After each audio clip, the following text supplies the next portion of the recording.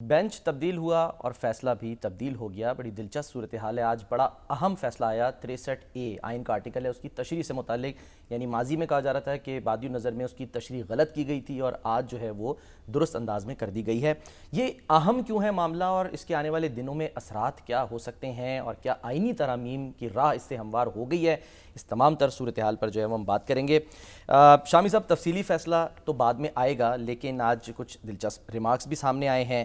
لیکن آپ نے اسی پروگرام میں غالباً 2 روز پہلے کہا تھا کہ آپ کو لگ رہا ہے کہ یہ معاملہ واپس بحالی کی طرف چلا جائے گا, یعنی جو پہلے تشریح تھی. آپ کو کیوں ایسا لگ رہا تھا؟ کیا بینچ کی تبدیلی کی وجہ سے یا جو غلط تشریح کی گئی تھی اس کی وجہ سے؟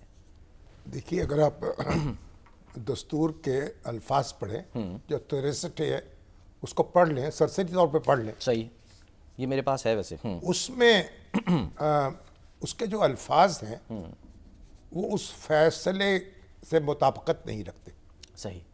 یعنی جو فیصلہ کیا گیا تھا ہمارے 3 فاضل ججوں نے کہ اگر کوئی رکن اسمبلی اپنے پارٹی کی لیڈرشپ کی ہدایت کے خلاف ووٹ دے گا تو وہ ووٹ کاؤنٹ نہیں کیا جائے گا. صحیح. اور اس کے بعد وہ پھر ڈی سیٹ ہونے کا معاملہ تو بعد کا آ گیا. اس سے پھر دستور میں ایک گنجائش رکھی گئی ہے تحریک عدم اعتماد کی. ٹھیک.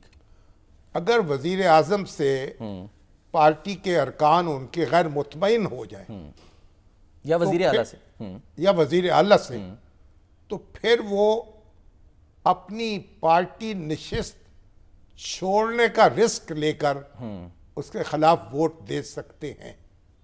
ٹھیک ہے. ووٹ دیں گے, شمار ہوگا, مگر قیمت یہ ادا کرنی پڑے گی کہ آپ ڈسکوالیفائی ہو جائیں گے ڈی سیٹ ہو جائیں گے ایک پروسیس کے بعد. ٹھیک ہے. اب یہاں یہ کہہ دیا گیا 3 جج صاحبان جو تھے کہ وہ ووٹ کاؤنٹ ہی نہیں ہوگا. اب دیکھیے, بات یہ ہے کہ ہمیں دستور کی جو تشریح کرنی ہوتی ہے نا, وہ اپنے تصورات کے مطابق یا کوئی اعلیٰ اخلاقی نظریات کے مطابق نہیں کرنی ہوتی. قانون اور آئین کے مطابق. نہیں, آئین جو ہے اس کے الفاظ کے مطابق تشریح کریں گے. صحیح ہے. اپنی مرضی سے تو اس میں الفاز نہیں ڈال سکتے. جو کیا گیا آئین نے جو ایک پروسیس دیا ہے اس معاملے میں, اس کو ایک وائلیٹ کیا گیا. اس وقت سے, جب سے وہ فیصلہ آیا تھا, اس وقت سے یہ بات کہی جا رہی تھی کہ یہ آئین کی روح کے اور سکیم کے خلاف ہے اور ری رائٹ کرنے کے مترادف بس. اب اس کے بعد یہ اگر بندیال صاحب پر لازم تھا کہ ایک مقررہ وقت میں اس پہ نظر ثانی کی درخواست سن لیتے, انہوں نے نہیں سنی اور اس کو معلق چھوڑ دیا. اور اب قاضی فائز عیسیٰ صاحب جو ہیں, ان کی قیادت میں 5 رکنی بینچ نے اس فیصلے کو ریورس کر دیا ہے. اور اس وقت میں یہ 3-2 کا فیصلہ تھا نا. جی ہاں. یعنی 2 جج کہہ رہے تھے کہ یہ جو آرٹیکل 63A ہے یہ واضح ہے, اس کے لیے کسی انٹرپریٹیشن کی ضرورت نہیں ہے. اور 3 جج کہہ رہے تھے نہیں. اب اگر ایک بھی جج ادھر ہو جاتا تو فیصلہ مختلف ہو جاتا. بالکل. تو اب وہ 3 جج جو ہیں ان میں سے 2 تو ریٹائر ہو چکے, اور ایک جو ہیں منیب اختر صاحب, جی ہاں, انہوں نے مناسب نہیں سمجھا کہ وہ بینچ پہ بیٹھے. ٹھیک ہے, ان کی ریپلیسمنٹ آ گئی اور ان کی جگہ دوسرے صاحب مقرر ہوئے. 5 رکنی بینچ جو ہے اس نے اب یہ معاملہ سنا اور اب وہ تشریح ختم کر دی ہے. اب اصل میں جو یہاں مسئلہ پیدا ہو رہا ہے, عام طور پر یہ بات کہی جا رہی ہے کہ اگر کوئی آئینی ترمیم پیش ہوئی تو اس میں جو پی ٹی آئی کے منحرف ارکان ہیں, جو مختلف اطلاعات کے مطابق ان کی تعداد مختلف ہے, لیکن ایسے ارکان موجود ہیں جو اپنی پارٹی سے متفق نہیں ہیں یا بیزار ہیں, تو وہ اس کے حق میں ووٹ دے سکتے ہیں. آئینی ترامیم ان کا ووٹ گنا جائے گا. صحیح. اس کے بعد جو ان کے ساتھ ہوگی وہ ہوگی.